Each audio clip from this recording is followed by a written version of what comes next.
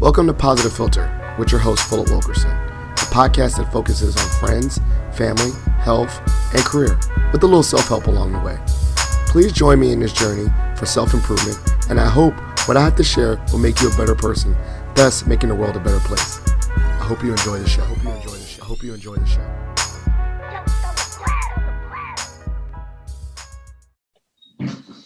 Hello, ladies and gentlemen, boys and girls. It's Philip Wilkerson back with another episode of Positive Philter. I'm joined by a very special guest. Everyone's a special guest, but this one is one I actually prepared for. I'm not going to do it on the cuff. I am joined by former NAACP president of the Fairfax chapter and aspiring candidate for Lieutenant Governor, Sean Perryman. I'm very excited about this episode. And when I set up this episode, I wanted to get to know this gentleman because I've been following along. Social media has made connecting with our public officials or aspiring public officials a lot easier. And I've been following along with his platform. And I'm like, man, I'm on board. I'm going to say publicly, as host of the Positive Philter, this is my verbal endorsement of his campaign and what he's about. And he has a lot of values. And so we're just going to really use this episode to get to know him as a candidate and also just, get to know his background and how he got to where he was today. But before we get into the episode, Mr. Perryman, can you give the listeners a little bit of an introduction of who you are? Yes. And Phil, thank you so much for having me. I really appreciate it. For the listeners out there, my name is Sean Perryman. I'm the former president of the Fairfax County NAACP. I was the youngest president in its 102-year history. And I am a candidate now for Lieutenant Governor of Virginia. You can find out more about us at perrymanforvirginia.com. My background is I'm an attorney by trade. I do tech policy for a living, but I'm someone who wants to do good for our community, and that's what drives me every day. So happy to be here with you and tell the listeners more about me. That's excellent. And so I'm really excited. I did my due diligence and did some research, and I was like, man, this is pretty dope. And so coming from your background, you were born in Brooklyn and transitioned to Virginia. When was that? And why you stay in Virginia? Yeah. So I was born in Crown Heights, Brooklyn. My mom was a working class, worked for United Airlines. My dad was an immigrant from Barbados, also worked for United Airlines. My grandfather worked for United Airlines. We were just, working class folks. My mom actually moved us to Virginia at around 6 or 7 because she wasn't happy with the schools in Brooklyn. So we came down to Manassas, Virginia, and I really did feel like a fish out of water down here. I went to Mullen Elementary. It was something new to me. Someone was telling me about ticks, and I was like, I never heard of a tick. Don't know what that is, And at that time, Northern Virginia wasn't as developed as it was even now, right? Even at that age. But we stayed here probably until I was like 11 or 12, and then we went back to New York. My oldest brother actually moved down here to Manassas during that time period before even my mom did, and he started a family. So I've been back and forth between Virginia and New York for a long time, and happy to call this home. My daughter goes to school here. She's in virtual kindergarten, if you can imagine that. Yeah, it's a challenge. But I came back to Virginia. I called it home because the proximity to DC and everything that's going on with policy, I always wanted to be involved with what was going on. But Virginia, it's such an interesting place, right? It's so geographically diverse. You go to downstate and see some of the most beautiful mountains and that nature ever. You have like the beautiful Northern Virginia area that's growing and, has all sorts of interesting things going on here. So I really enjoy being in this Commonwealth and hope to someday help with its governing. So let's see what happens. So that's dope. And I know that you transitioned and went through as a first gen student, going to college and then pursuing law school.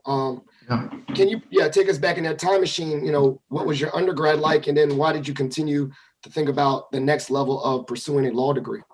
Yeah. So when I went to high school, I actually went to Bronx High School of Science. And for the listeners, the equivalent here in Virginia of that would be like Thomas Jefferson High School. Okay, specialized high school. All right. Yeah. Well, it was a specialized high school. I was lucky enough to take a test and get in. But when I got there, the school just was not for a person like me, right? Because I remember sitting at, I think it was like orientation, and they were telling us about colleges. And I didn't know, anything about the college process. No one in my family went to college. And they were saying, don't just think you have to go to the college that your dad or mom went to. you can think about other colleges. And I'm sitting there like, oh, everybody has, someone who went to college, and they were talking about Ivy League schools. It was just so foreign to me, and they weren't catered to someone like me. They were catered to someone who understood that system, that had certain supports already in place. So that really was a weird experience for me, but I ended up going to City University of New York, Brew College, and CUNY, this CUNY system has a long history. It's called poor man's Harvard. You can go there and it can really help you launch into the middle class and everything else. So when I went there, Brew College was the most diverse school in the country. So that was an amazing experience for me to meet people from so many different cultures, and to go there and realize not only could I survive and compete in college, but I could thrive. And I really enjoyed the curriculum and the coursework. And it really opened my eyes to a whole new set of possibilities for what I could be. And that's because that school really was set up for people like me, who middle class, maybe first generation college students and whatever. And they were telling us, this is how you navigate this process. So I had an amazing experience, and then was bold enough to go on to law school at Vanderbilt University. Yeah. So I'm definitely going to throw myself in this and try to stun a little bit, but not really. I'm the advisor for the JMU chapter of the NAACP. Yeah. And the reason why I say that is because I know a lot of the young leaders, that's where they're getting their start in advocacy in undergrad. And that helps them transition to, the next level. Did you do things in undergrad that kind of sparked this interest in, obviously making a difference in regards to law or policy back in your undergrad experience? Yeah, I did. So I think what sparked it for me, I was part of student government. I did all that stuff, was always very active. I was just one of those people who, for whatever reason, like to do leadership stuff and run for things and do those sort of things. But what sparked it for me when I came to college, I had the fortune of being able to travel the world a lot, not because we were rich, but because I told you all my family worked for United Airlines. Yeah. So we would fly standby, get stranded places all the time, but we got to see the world, and then to meet people from different places, and then to more specifically learn about the African diaspora, right? Seeing that there were Black people all over who had this struggle that was different, but very similar in certain ways, that was related to purely just anti-Blackness. And to learn about that was really interesting to me. So I think that's when I became more conscious and also more wanting to impact the world around me. Because when I grew up in Brooklyn, no one was politically active, really. My parents voted all the time. They were Democrats, part of a labor union, but they weren't, I would say, sophisticated voters who were engaged in the process. No one could tell you why this stoplight went up and why it went down or anything like that. We were just trying to get by. So having that ability to be a part of a decision-making thing was such a mind-blowing thing to me that I could contribute to that and say what the impact was for people like me. That's what really shifted to me. And I used to read the New York Times every day, not even so much for the news, but just to I would look up someone and they made some decision, and I'd be like, well, what did they do? What kind of background do they have? How did they get to this position to do this? And so that's what I used to do every day. And I'd Google them, and a lot of them had law degrees. And that's really what probably drove me to law school, just saying I don't know what you do in law school, but everyone there seems to be running stuff, So yeah, that was my path. I love it. I mean, you threw a gem in there, kind of like that reverse engineering that we talk about, particularly you see people that are doing the things you want to do, and then you Google them, and then you just kind of see their map. Wow, Obama went to certain school and studied law or whatever. I don't know. I'm just picking that. And that brings it back. So when you start reverse engineering yourself and say, well, I'm going to go to law school, and you had that focus, obviously you can study all different types of law. And obviously you can go to law to be a corporate lawyer and make big bucks, or you can be someone that's really doing policy work. What were some of your decisions when you stepped foot at Vanderbilt and you're I'm going to start studying law? How did you navigate that process and pick kind of your focus for law? Yeah, I mean, and again, I didn't have the guidance, right? I didn't have anyone I could call up and say, well, how did you go about doing this? It was more going to law school and kind of trial and error. I was lucky enough to do a pre-law program at FSU during my junior year of college. And so I got to meet some attorneys there, and I learned that, you either do transactional or you do litigation in some way. That's kind of the two big buckets. I was more of a litigation guy. I was speaking to people, trying to persuade them. And then also that's the classic, idea of a lawyer. When you watch Matlock, it's not him, sealing a deal on a merger or something like that. It's him in court. So that was what I was hoping to get to, that was what you thought of as a lawyer. But then what I always tell people, and I always advise people not to go to law school, we can talk about that, but I always tell them don't go to law school.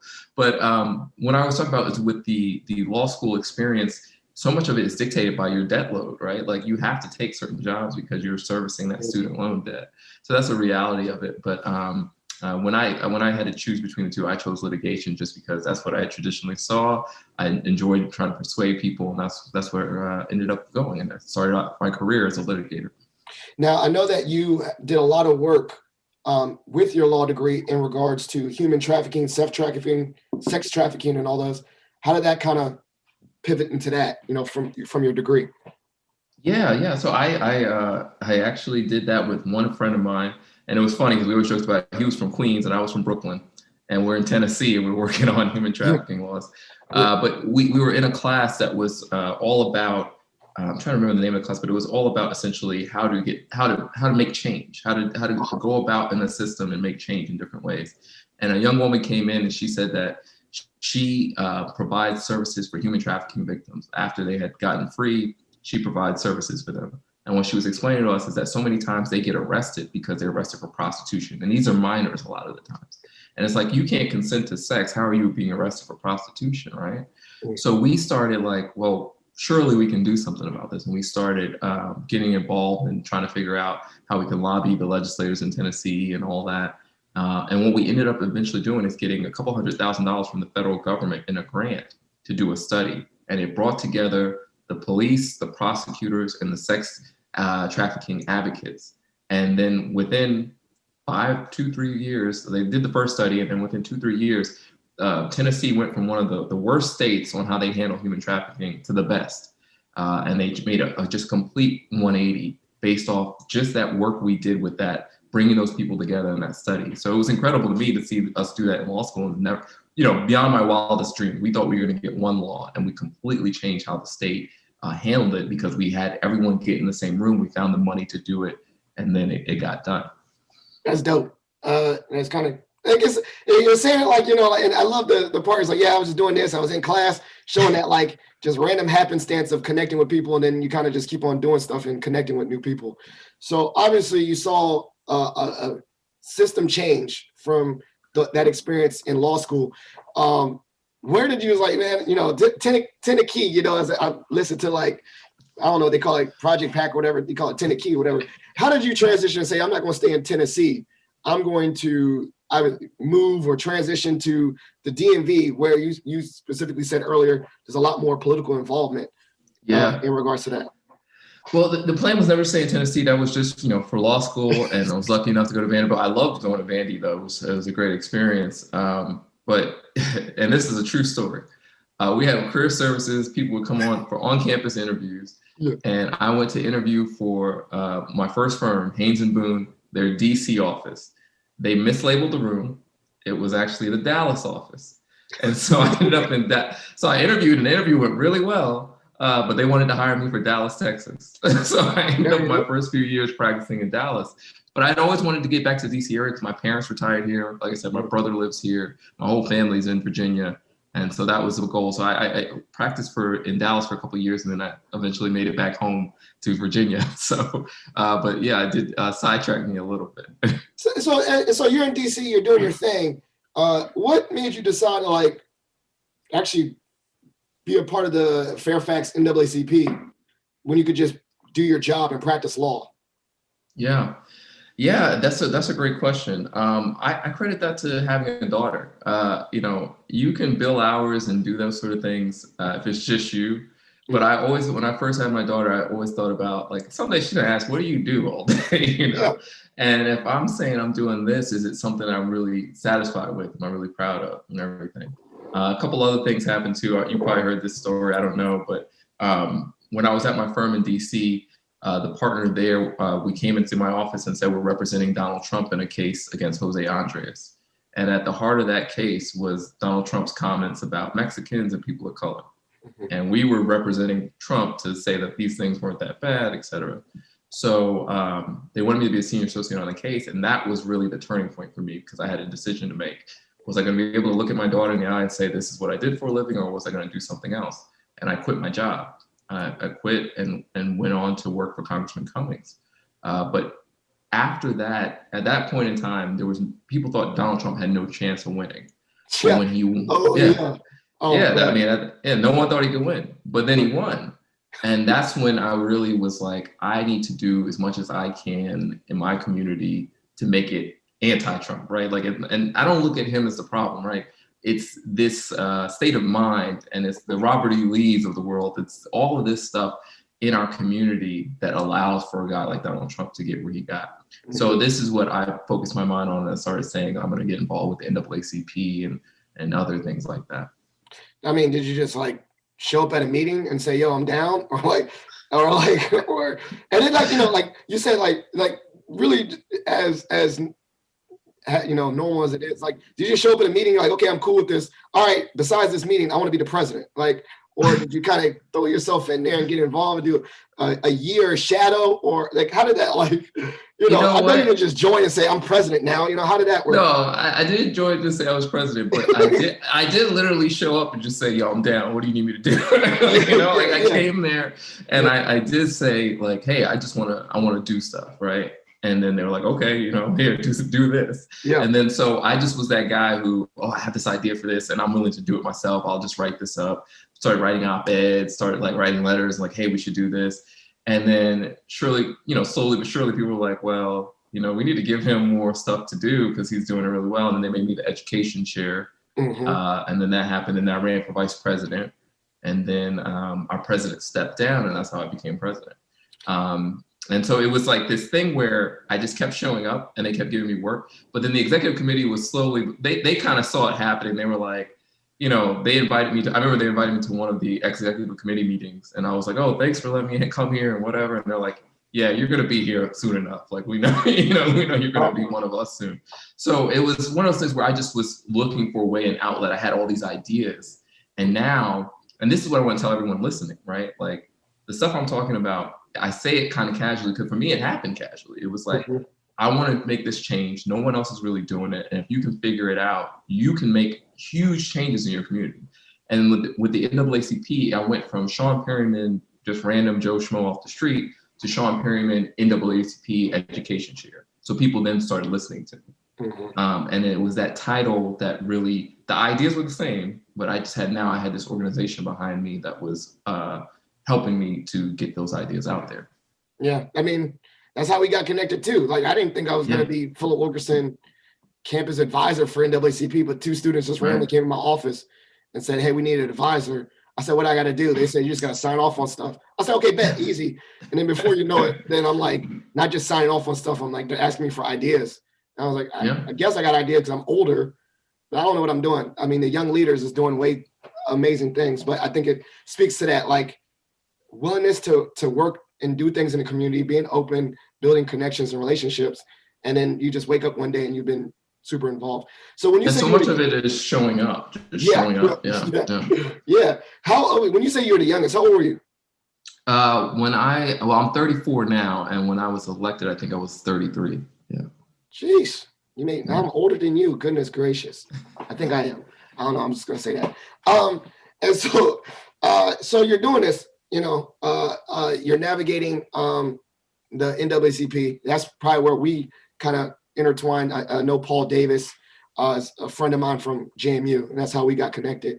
And you're doing big things. What was some of your, major accomplishments? Like you said, they're throwing ideas at, you're throwing ideas out there. Like, what were some of the things that you used the NAACP to like change, like some of your big ideas out of that?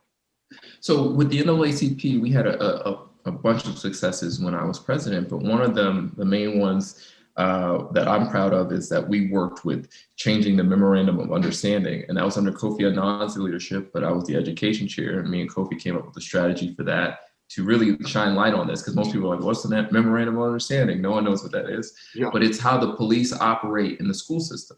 And we got changes made to that document. And within the first year of that, we saw 60% reduction in arrests in the schools. In the second year, we saw a 45% reduction in arrests. So these are the best kind of changes you can make. Those are kids that they never came to you for help. They never knew they never got trapped in the system. The system was such that it just didn't go after them for those things anymore. So those were the big changes that we made in the school system. The other big one that made national news is when we got Robert E. Lee changed to John Lewis High School. I remember that was my main advocacy point when I was education chair, and we got that done. And then during this pandemic, we were just been able to save small businesses, working with different organizations. So we just been out in the community trying to help people. Yeah, I love it. And obviously I know some friends that went to quote unquote formerly Lee, and they're all hyped about it too. So that was a big thing, being from the DMV myself. So we're ripping and running. You're doing big things in the community. Why now? Like, what sparked? And it was like, you know what? I'm going to throw my name in the hat. And particularly, I did follow your thoughts about it. First, you solicited just advice, right? Like, should I even run? Take us to that too. You know what? Yeah. So honestly, and Phil, this is the honest truth. If anyone knows me, I would not have done this. If in January you had talked to me about running for office, it would have been absolutely not. I had a bunch of vacations planned for this year, but when the pandemic hit and seeing like the statewide officials and seeing the elected officials say everything's under control, everything's fine. Obviously, the federal government completely just left us to our own devices. They kind of it's a government failure. But seeing them saying everything was fine, but then seeing that these Black businesses were going out of business. They're losing their stores, losing their livelihoods. Seeing the Latino community completely devastated as far as the positivity rate in Northern Virginia. In Richmond, it was a Black community with this huge positivity rate. Seeing all of that. And then on top of that, the George Floyd incident. So we talked about you being at the car rally and talking about those things. I really engaged with our elected officials on real substantive police reform, and just talking to them, it was so clear to me they have never thought about this issue. It was not something that they were attuned to or knew anything about. So that's what I think led me to this, because it's like I could speak to that issue. I could speak to the issue of what's happening to our communities. I could speak to the issue of how do we protect our workers if we're sending them back to work, and saying, why not me? Right? And saying just that boldness of, we talk about being a first generation person. A lot of times it's like, oh, well, who am I to do this? But it's like, why not me? Why wouldn't I do this? Why wouldn't my experiences have me suited for this? So the first thing I started to do was talk to people I know who knew a lot about campaigns and politics, and say, hey, I got this crazy idea. And in my mind, I kind of said, if the first person that says, oh, that's completely nuts, then I'm not doing it. And none of them did. They all kept saying, I think you could do it. So It was one of those things. And then I just started fundraising and getting the team together. And we've had a lot of success. And I feel like we have the most momentum of any of these campaigns out here. So, but it started with seeing that the community's reality and the community's needs weren't being answered or spoken to, and then saying, how can we do that ourselves? So honestly, one of the things I've always thought about is that, obviously, if you look at a systems issue, right, there's so many things you can attack, right? Like, food inequality or food insecurity, housing, police issues. And there's so many different ones, especially on your platform too. But I love the phrase, like, if there was something like, what hill will you die on, right? Like, what is your... And so just speaking of all the things that you're thinking about, what are your hills? Like, what are the ones like, these are the hills I'm going to die on in regards to the things I'm really going to attack. Obviously, you got to, because there's so many different things that you can say. Like, they're going to ask your platform on multiple different things. You're going to have knowledge on certain things. But what are your hills? I think the three things that could transform Virginia and that I champion all the time here are repealing right to work. That's probably number one. Number two, broadband access, universal broadband access for everyone. And three, legalizing cannabis. Those are the my three hills. If I had to say, like, this is what this campaign really is bringing to the forefront and championing, that would be it. Obviously, we have other issue areas that go on, like you said, but those are the three things that I'm saying that, we have to do these things, and they're going to transform how Virginia works in so many different ways. The environment is obviously a very important thing to me as well, but these are the three things that I think more so than any that we're speaking to that other campaigns may not be. And so, as you've done your research and you're doing a lot of different things, can you speak to maybe something where like you were researching platforms that surprised you? Like, wow, I didn't know that this was such an issue. Like you learned something new through the process of research and finding your platform. What were some new things you learned? That's a great question. I've been surprised when I speak to some of the disability advocates, advocacy, related to disability, how hard it has been for people with disabilities, especially once they turn 18, to find like, okay, how do I help? If I'm a parent, how do I help this child who may need to stay with me longer, that sort of thing. Just some of the issues there, that's been really surprising to me. I've worked with that community before, but I just didn't realize those issues. So that's been interesting and fun for me to talk to people and hear, oh, these are the issues, just basic governance issues of we can't navigate this system for these reasons. So that's been some of the things that have been interesting as far as learning about some of the issues that go on. When I talk to local officials, they talk always about unfunded mandates, how there are things in Richmond that they're forced to do, but there's no money to do them. Some of those basic things. So these are some of the things that I may have known about, but I'm learning so much more as I go around speaking to people all over the Commonwealth. Nice.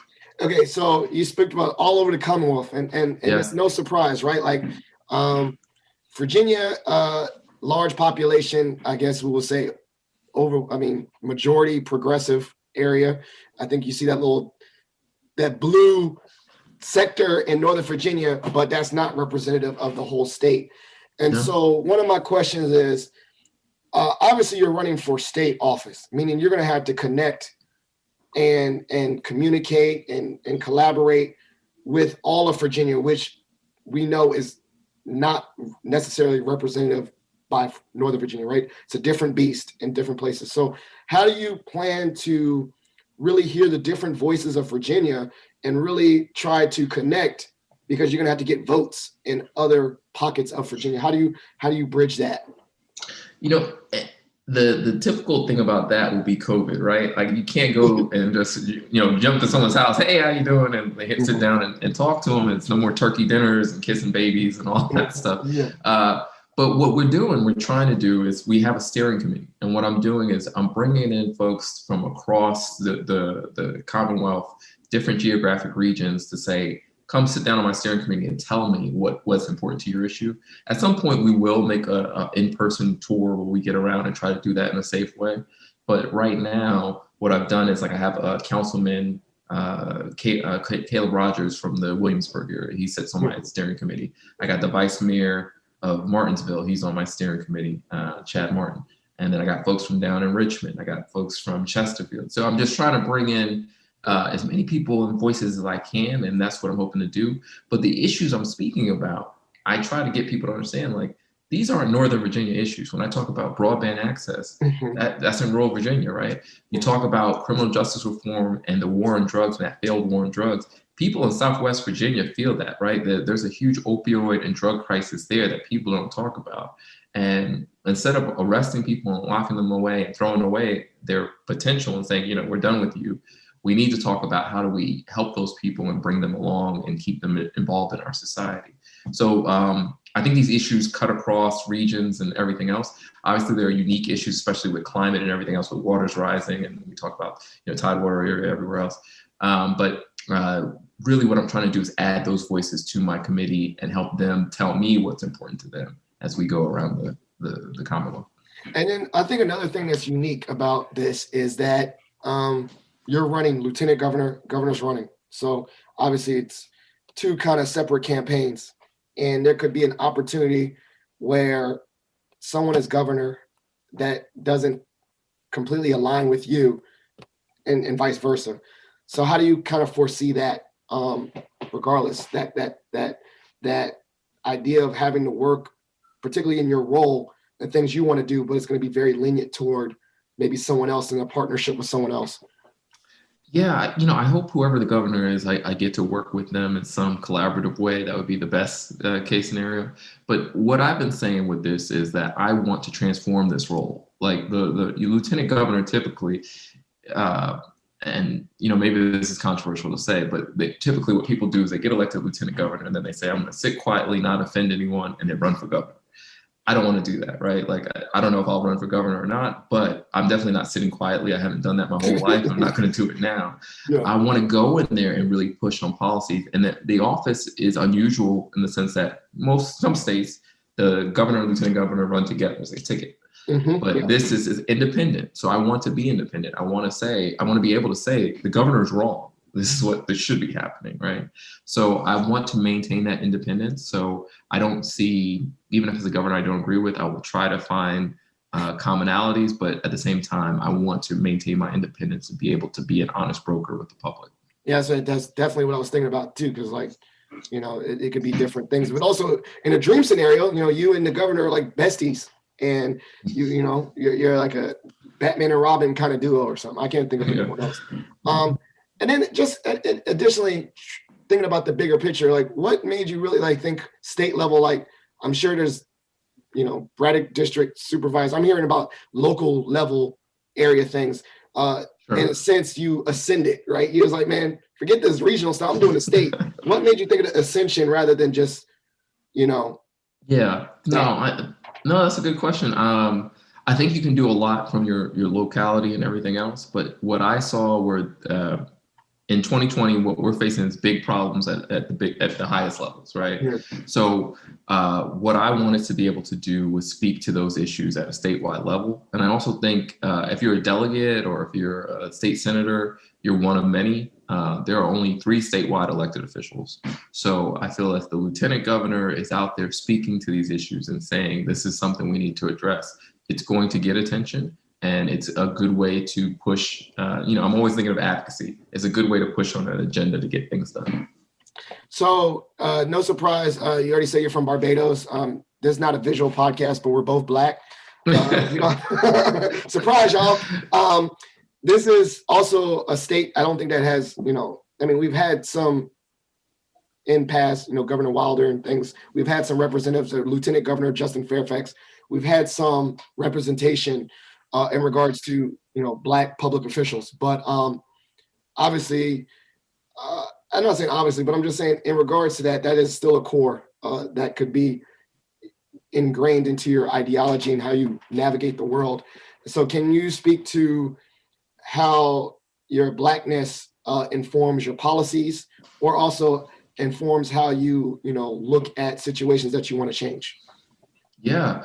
No, I think my Blackness is essential to what I'm doing, right? Like I'm a former NAACP president. I can't hide from that or what I do. I look at it like this. When we talk about equity and we talk about democracy and we talk about all the big issues of the day, you can't separate that from Blackness. Our country has strived to be the most, in theory, the most liberal democracy in the world, except for this little thing about Black people. So yeah, exactly. It's that's always been the thing that's we haven't been able to understand. And the thing that excites me about this race on a kind of philosophical level is here in Virginia, you look at Bacon's Rebellion and that sort of thing. This is where we came up with our concept of race in this country as we understand it, right? Like where there's a hierarchy and ingrained it in our law. A lot of those laws started right here in Virginia.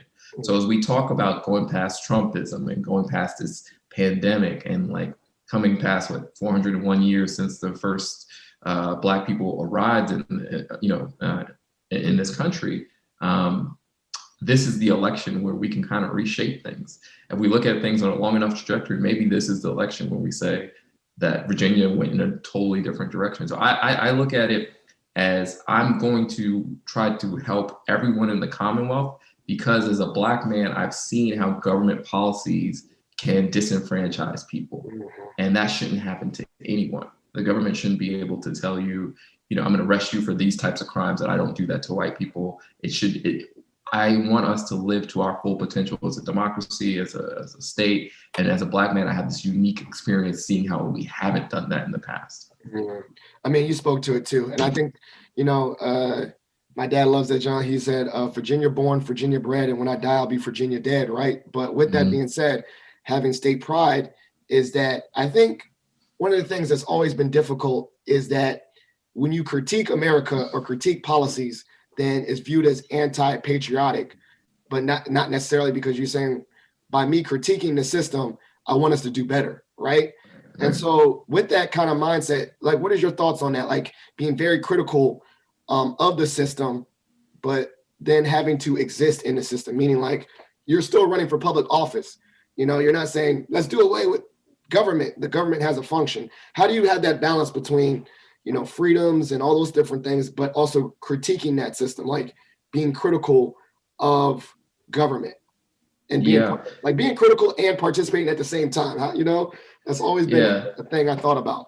Well, this conversation reminds me of something I read in the 1619 Project, right, where it says that, you know, Black people are the ones that have really pushed America to be its best self, to be its best democracy, to live up to its true, you know, professed values, right? So when I look at this, I look at that as being a part of a lineage of people who have tried to work in that system. Well, you look at John Lewis, right? This is the man who got his head cracked open on a bridge for trying to vote, and then became one of our lead, our most beloved Congress people, right? So he was in Congress and just beloved by everyone. So here's a guy who was physically hurt by that system, threatened by that system, and then became part, like a leader within it, right? Yeah. So I look at that as, I want to be a part of that lineage of someone who has been pushing against the system and then tries to join it and change it in some way that's positive. And there is a history of that. But, I look at what goes on in Virginia, and there's this thing called the Virginia Way. And that's what I want to destroy, the Virginia Way. And I'm very vocal, like we need to just tear it apart, because what this system has been built for and was traditionally built for was white land-owning men. And we have a lot of remnants of that system. It's crazy to me that we have this, we are in a pandemic, and we're in this part-time legislator, and we have to send them back for a special session and try to figure out all these unique ways to govern, because we're still doing it based off of a farming system that we had 100 years ago that we no longer have. So we have all these kind of antiquated things. And what I've been saying to people is the status quo is going to kill us. We don't live in the same system, the same times anymore. And we need to adjust to those. We need to adjust to a system that benefits everyone. It doesn't make sense to me that Virginia doesn't have contribution limits. It doesn't make sense to me that you can't have collective bargaining. So these are the things I'm talking about. And I'm saying it's not because I hate the system or whatever. We have ways of changing the system built in, because it was a recognition that things needed to be changed from time to time. Yeah. And so that's what I'm trying to do. I love that. And I think it's like thinking about good trouble and all those different things about, like, it is trouble, but it's for a common good. Obviously, one of the things is this is a first for you. And so in regards to your reverse engineering, you look at people as models and say, hey, this is the person I set. So can you speak to, like, maybe besides John Lewis, but some other mentors or people that you've looked at as examples that kind of like allude to, like, I saw that person can do it, I can do it too. Who's been those people so far that kind of inspired you and gave you some fuel to say, I can do this as well? Yeah, I think, obviously I mentioned working for Congressman Cummings. He was just a larger than life figure. In some ways, and I don't want this to be taken the wrong way, he didn't inspire me. He sort of scared me out of stuff, because he was such an even man, even-handed guy, larger than life, was always, making friends with everyone. And I'm like, oh, I couldn't be that decent a person, so it was almost intimidating in a way. But no, he was an inspiration in a lot of ways. And when he passed away, when John Lewis passed away, the things they always said about the next generation doing things, that's always been heavy on my mind. And as far as, Justin Fairfax, what he did is coming in office and not holding office before, I think is a model for how to run and do those things. But I don't know him personally. And then I think there are just many people that I look to as heroes. And in some ways, I honestly am inspired by Donald Trump, because I know where you're going with this, but go ahead. if that guy can be president, I mean, why can't I run for lieutenant governor? Yeah. So, the sky's the limit. And, I was thinking about that too. It's like, and particularly like, Donald Trump, obviously one of the things I would say, get the gab, is he is not monitorized, but he has channeled his voice, especially in the social media area. Like, I think he the GOAT in regards to Twitter, and he's leveraged a following. And I mean, not to say that's inspiring in any form or fashion, but you have to learn from it. It's shown that there is a new way to engage the people. And the new way is through social media and, videos and things like that, and bringing people into your home in a sense. And he did it with his tweets, right? So, you're right. If he can do it, we can all do it. So what are some of the things that you've learned that you're going to bring, like not bring, but like the new way? I think the new way of politics, right? It's kind of a different system, right? Soundbite-ish. You get on a debate and you're not really necessarily need to like have great points, but you get them good sound bites. It's recycled, right? It's a new way, like how the public connects with politicians. So what are some things like that you've noticed going into this, that you're bringing that young energy to politics, or some new ideas? Yeah, I think going into this, especially during the time of COVID, you have to be creative, right? You have to be out there in different ways and meeting people where they are. Often that's on Zoom, that's on, whatever platform they may be on. So I think that's some of the stuff we're taking. With my NAACP role, I learned a lot of how to leverage Facebook to get a message out there, to get a following and everything else. And so we'll definitely have to be using the different social media platforms to make sure people are seeing what we're doing. But the interesting thing is, I think coming from the Oversight Committee, coming from the NAACP, these are positions where you don't have power to just change things, right? You have to be able to get a message out there, persuade people, leverage the media. And so I think in this lieutenant governor role, where you vote on ties, but you can have this platform to do that, I think I'm uniquely situated to know how to pull those levers to try to get change to happen. So that's what we're hoping to do with both the campaign and when I get into office. So what are some, and then we talked about the new way, but what are some old school things or old school ways of connecting with people that you think we need to either come back to, or you think just really, is a go-to for any aspiring public official? It's all a relationship. So, I mean, picking up the phone and speaking to people one-on-one, you can never beat that. Obviously, you'd love to get coffee with them or something like that. But now I just think those relationships and taking the time to speak to folks, a lot of people take it for granted. And, with the endorsements and the people I reach out to, a lot of times they say, you're the first person, the only person to reach out to me and say, what are you thinking? How can I earn your support? So just not taking that for granted, speaking to people and tell them that you want to hear from them and you want to represent them. I think that's the best way. All right. Well, I lied earlier and said that the only organized part of this show was just shout outs and plugs. But, this is your first time listening. We have a segment on my show called Shot for Shot. No, we're not drinking right now. You get to ask me any random question. I get to ask you any random question that's not even related to this. Do you want to go first, or I'll go first? I'll go first. All right, go ahead. First. Give me a top 5, dead or alive. Top 5 what? Rappers? What? Rappers. Oh, okay. All right. So I'm gonna actually have to write it out. And so as no particular order, except for number 1. Do you want me to do reverse chronological order? Okay, whatever. Number one on all my list, and I'm a stan. I said this earlier, is J. Cole. So I'm putting him on there. He is mine. I'm a stan. So I'm putting J. Cole number 1? There. I don't really care. I mean, no, because, and the reason why, I feel like J. Cole is like, I grew up with him, he came in, we're the same age. He's on, his birthday is one day before me, 28th. I'm the 29th of January. I'm a stan. I love all his music. Okay. If I could go to all his concerts, I could. I only went to 2, For Your Eyes Only concert in the KOD. I'm very upset that I missed the Forest Hills one. I still listen to all his stuff. So J. Cole, whatever. Okay. Biggie, Pac, generically, but I'm gonna put him on there. Yeah.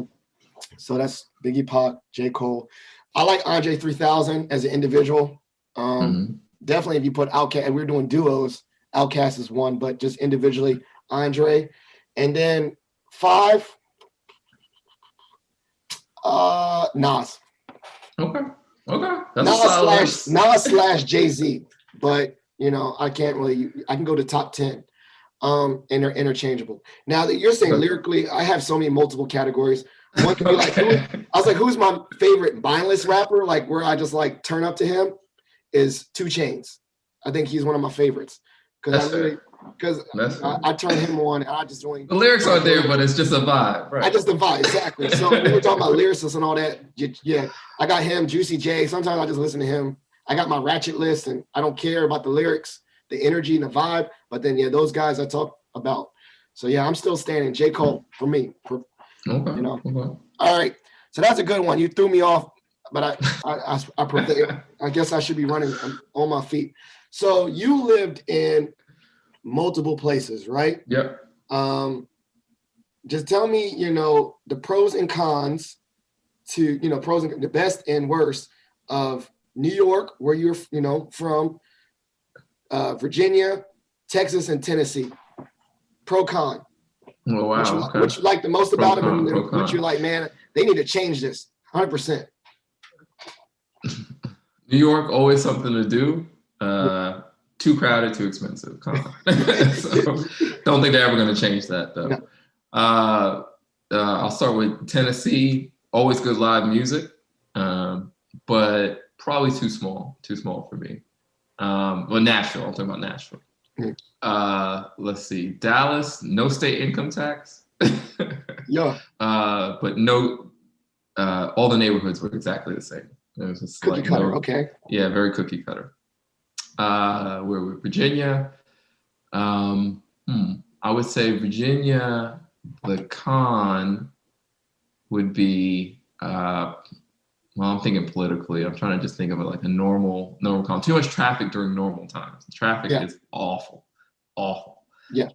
But the good part is just sort of the diversity of both people, neighborhoods, everything. Like it's a little bit of everything here. Like you can go to a winery. 15 minutes later, you can go to a hookah spot. You can go to a Korean. So I like that about Virginia. I was going to agree with you. I was going to agree about that, about the traffic, and especially if you're trying to come back home, you get stuck in Fredericksburg. It's trash. And then at the end of the day, too, all the different colleges and just the different vibes of all the different. Richmond is totally different than Tidewater and all the different energy. So I'm on board with that. And I definitely got to go to Tennessee. That's on my bucket list to go to Nashville and listen to some good music because New Orleans has some great live music, and I've been there. So I think that's great. So this has been a great episode. I hopefully this gave an opportunity for the listeners to get to know you. My name is Philip Wilkerson, and I endorse Sean Perryman. I just wanted to use his voice, and I wanted to use this opportunity to say that I appreciate what you're doing. Win or lose, you have my support. And I just wanted to elevate your platform on my small podcast as it was, but, just keeping motivating. And honestly, I think I want to give a lot of shout out to the NAACP that brought us together is that I think it really showed that there's obviously things that you can do. And I don't want to, call you the common man, but like the common man can do a lot of big changes just getting involved. So that's inspiring to me. So this is the part of the show, I definitely want you to have an opportunity. The floor is yours. Shout outs, like give any love to anyone, mom, dad, family, shout outs and then plugs anywhere where I'll make sure to put them in the show notes so that whoever listens to this episode can follow up with you, get to know you and all those things. So I'll keep my mouth shut. Shout outs and plugs.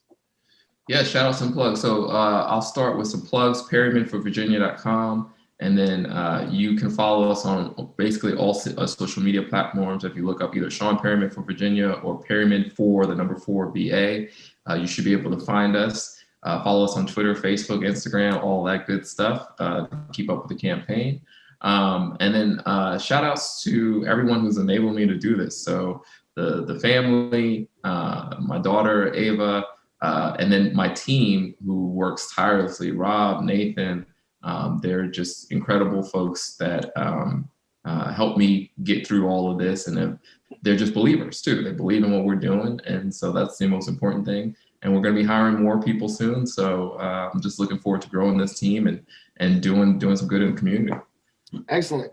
And any last gem before we head out, like any last, guess soundbite for the people about whether they're on the fence about getting involved or something, just one gem you want to leave with the listeners before we head out. Yeah, so I'm gonna mess it up a little bit, but a professor once told me, and it stuck with me. He said, there are about 5% of the people that make things happen. There's another 5% that knows what happened, and the other 90% asks what happened. So so that's pretty much anywhere you go. There will be the 5 who make it happen, the 5 who know what happened, and then the other 90 who are just completely clueless to what's happening. You can choose where you want to be. Oh, I love it. Dang, I gotta be in that 5% that at least the 5 that know what's going on. I love that, man. Dang, that's pretty dope. Like that bell curve, that's pretty steep percentages. So Thank you so much. I just want to say thank you so much. I appreciate what you're doing. Thank you so much for taking your time. Listeners, please connect with Sean Perryman on his platforms. All those will be in the show notes. If you have any questions for the podcast, you can call the hotline, which is 571-336-6560. That's 571-336-6560. Spreading positivity is a movement. Please get involved and make a change.